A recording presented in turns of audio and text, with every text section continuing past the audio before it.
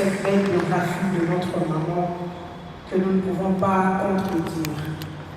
Sans plus tarder, nous allons passer au moment de l'écoute de la parole de Dieu. Nous allons inviter le révérend Dr Jean-Pierre Dienne pour nous apporter la parole. Et lorsqu'il s'approche, nous acclamons le Seigneur. Et au moment où je vais entrer à ma place, je rappelle le communiqué pour ceux qui ont apporté leur gerbe de fleurs. Si vous pouvez vous avancer de l'autre côté à droite pour vous inscrire. Docteur Dienne.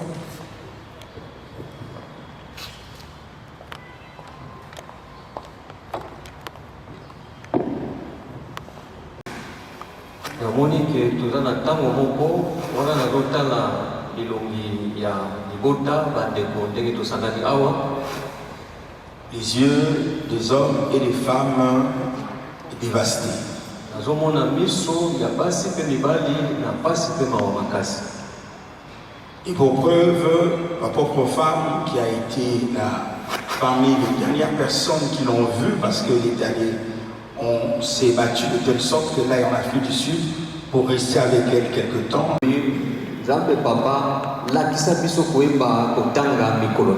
Vous savez, pendant cette année, depuis le début de cette année, nous avons perdu beaucoup de gens. Moi, j'ai perdu beaucoup d'amis. Annoncé la mort d'un ami, je me suis arrêté et vous savez ce qui s'est passé? J'ai pris une calculatrice. Et l'estimation de survie en Afrique, ça nous reste combien à vivre sur cette terre?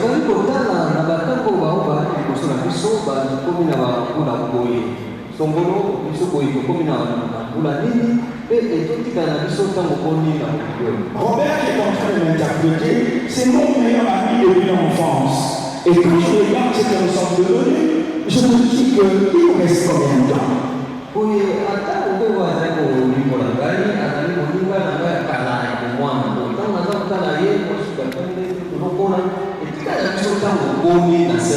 Quand je connais le Seigneur, je suis allé le voir et je dis Seigneur, Robert, je vais découvrir quelque chose. J'ai découvert Jésus. Il nous reste combien de temps?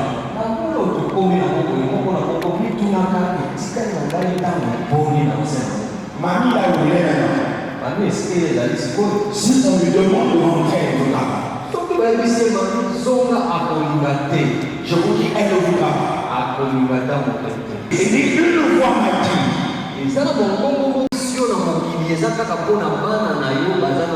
Et tes enfants vont me servir. Et tu devras porter le poids de leur ministère de cet enfant pour que tu pries pour eux. Elle dit toujours. Et là, pas le ciel à cause de l'envie. Et là, pas le ciel pour une jalousie. Et là, pas le ciel pour les choses de la terre. Parce que c'est les choses de l'autre côté. Il n'y a rien de comparable sur ce cœur. Frères et sœurs, aujourd'hui, les gens veulent rater ce monde-là à cause de quoi? Lui, il a une bosse. Je vais le penser. Lui, il a une mariage.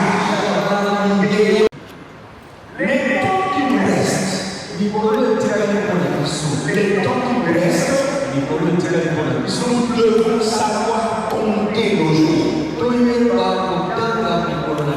Aujourd'hui, si on pose la question, pasteur, tu as quel âge? Je te dirai que j'ai 62 ans aujourd'hui. Amen. J'ai déjà dépassé l'estimation de l'âge dans ce pays, le Congo ou en Afrique.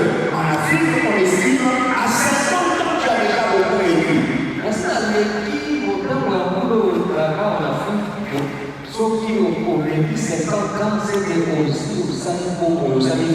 J'ai déjà 62 ans. Amen. Prenons les calculatrices. Quel âge tu as? Calcul. La Bible dit le plus brave aura 90 ans. Et c'est ces gens-là qui auront 80 ans. J'aimerais dire une chose, ça peut vous choquer une fois, on ne fait pas attention, l'éternité devant nous, mais même quoi qu'on a encore le temps.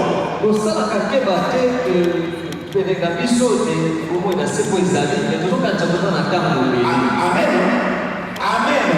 Si Dieu m'a donné 80 ans, j'ai à peu près 18 ans de vie, ce qui me reste.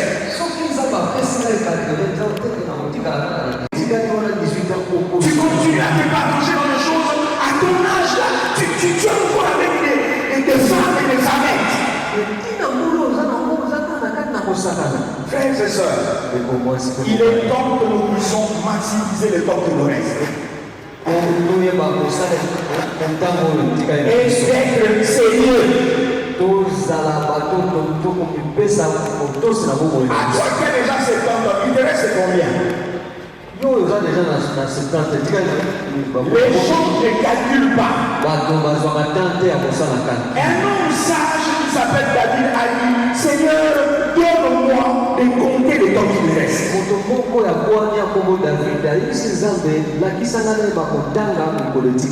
Alors, si tu dois compter le temps qui te reste,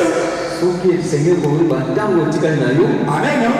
Tu dois savoir qu'est-ce que tu dois en faire. Amen.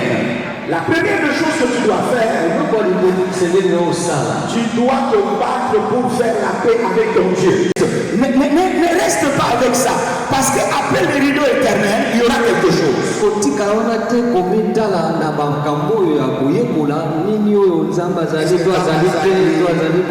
D'ailleurs, Descartes a dit ceci. Descartes est un humain. Amen. Je connais quelqu'un. C'est un ingénieur de la SNEL. C'est un local de la SNEL. Il est allé à Goma. Et vous savez, il y avait un avion qui avait crashé à Goma. Et qu'est-ce qui se passait? Sa femme est une femme très dévouée aux choses de Dieu. Lui, il était plus dévoué au calcul de l'électricité.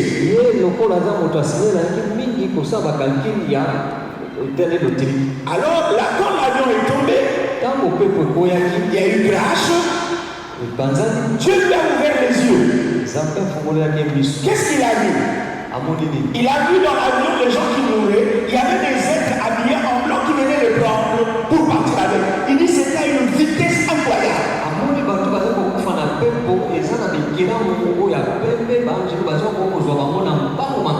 Il dit donc ce que j'ai vu. Des êtres bizarres, sombres.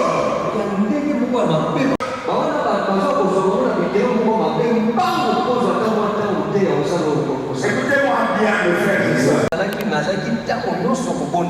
Dans le temps qui te reste, est-ce que tu te poses la question, qui viendra m'attendre dans la gare de l'éternité? Quand tu traverseras le rideau, qui viendra t'attendre à la gare? Les êtres lugubres ou les êtres de gloire? Comme dans la félicité. Je dis toujours ceci. Les paroles que Jésus a dit, soit il est un aventurier, il est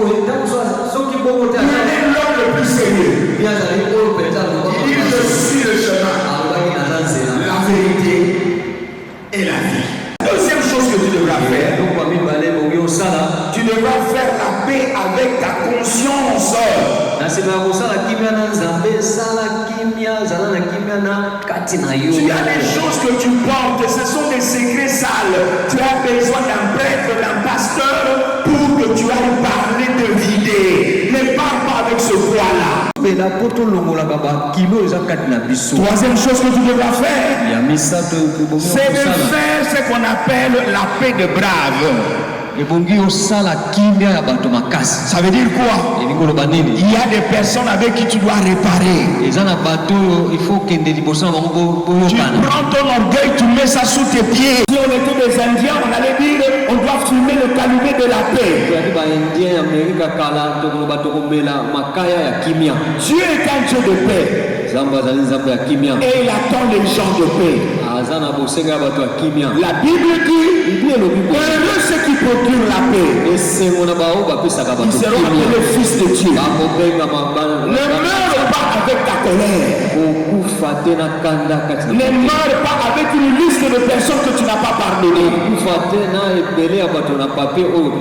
Meurs en paix. Fais la paix avec les autres. Amen. Quatrième chose, faire des remises en question profonde de toi-même. Fais des remises de questions. Vous devez prier pour être entouré de bonnes personnes. Il faut être entouré de bonnes personnes. Les mauvaises compagnies que tu continues à côtoyer là, ils vont travailler pour la perte de ton âme. Les gens qui ont la valeur humaine.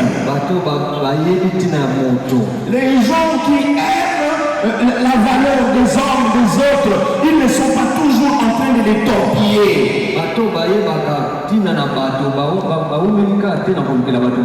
Sixième chose, le temps qui te reste, apprends à cultiver un temps de lecture des Écritures saintes. Même les soupirs qui sortent de ta bouche.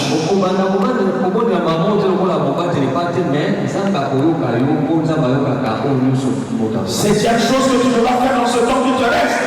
Septième chose, mettre sa vie en règle selon les normes de Dieu. Il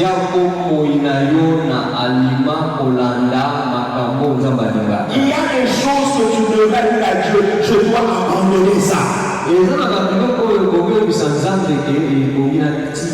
Peut-être que maman est ici, il y a dans ton téléphone, laisse ça. Il y a peu de temps qui te reste. Laissez-moi vous dire une chose. Lorsque mon propre père est arrivé au temps qu'il était compté, il a réglé sa vie. Il a appelé celle qui était notre deuxième maman. Il lui a dit, moi et toi nous restons comme frères et sœurs. Je rentre chez ma femme, la femme que Dieu me donnait avec. Aujourd'hui cette femme et ma mère sont devenues comme des amis, des sœurs. Mettez de l'ordre dans votre vie. Mettez de l'ordre dans votre vie. Laissez-moi vous dire une chose. Ce n'est pas une prière qui va changer quand vous n'avez pas changé vous-même avant. C'est pas l'homélie d'un prêtre ou d'un pasteur qui va changer les décisions de l'éternité.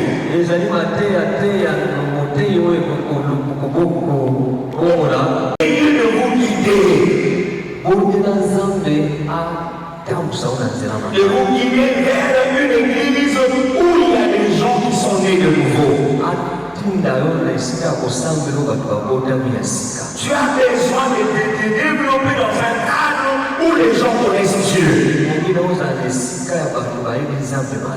Amen. Frères et sœurs, tu as besoin qu'on te guide. L'homme est le seul être qui est analphabète.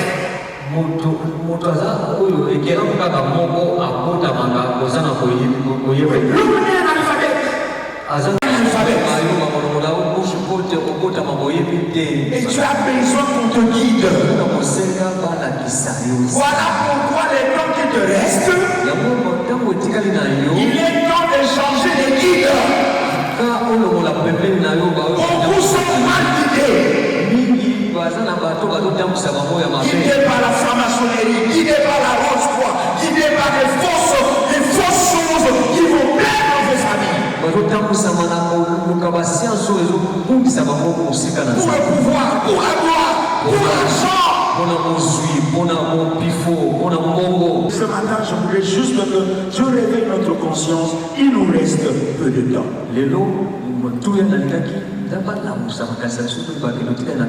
Il nous reste peu de temps. Aujourd'hui, nous, on a remplacé nos parents. Aujourd'hui, on a déchiré. On a signé, on a déchiré blanc. Les temps qui te restent, change de guide de ta vie. Change le guide de ta vie. C'est lui qui te guide dans ta vie.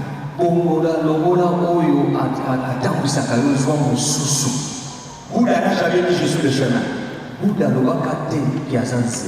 Mahomet n'a jamais dit je suis la vie. Mais Jésus a dit je suis le chemin, la vérité, et la vie. C'est le guide qu'il te faut. Amen.